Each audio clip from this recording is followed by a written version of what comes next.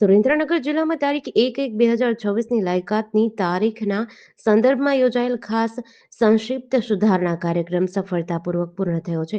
આ ઉપલક્ષમાં આજે કલેક્ટર કચેરીના સભાખંડ ખાતે જિલ્લા ચૂંટણી અધિકારી કે.એસ. યાજ્ઞિકના અધ્યક્ષસ્થાને માન્યતા પ્રાપ્ત રાજકીય પક્ષોના પ્રમુખો, પ્રતિનિધિઓ સાથે એક બેઠક યોજાઈ હતી. આ બેઠકને સંબોધિત કરતા જિલ્લા ચૂંટણી અધિકારી કે.એસ. યાજ્ઞિકે જણાવ્યું હતું કે આ ઝુંબેશનો મુખ્ય ઉદ્દેશ જિલ્લામાં એકદમ સચોટ, પારદર્શક અને અદ્યતન મતદાર યાદી તૈયાર કરવાનો હતો.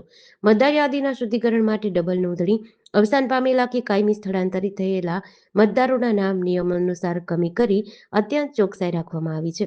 મતદાર યાદીની આંકડાકીય માહિતી આપતા કહ્યું હતું કે એસઆઈઆર 2025 પૂર્વે જિલ્લામાં 14,81,991 મતદારો હતા.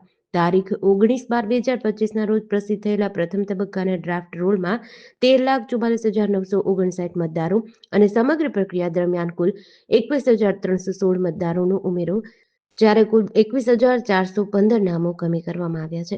આજની સ્થિતિએ જિલ્લામાં કુલ 13,44,860 મતદારો નોંધાયા છે. જિલ્લા ચૂંટણી અધિકારીએ જિલ્લાના તમામ નાગરિકોને આખરી મતદાર યાદીમાં પોતાનું નામ ચકાસી લેવા અનુરોધ કર્યો હતો. જેડીસી ન્યૂઝ સાથે જયેન્દ્રસિંહ ઝાલા, લખતર.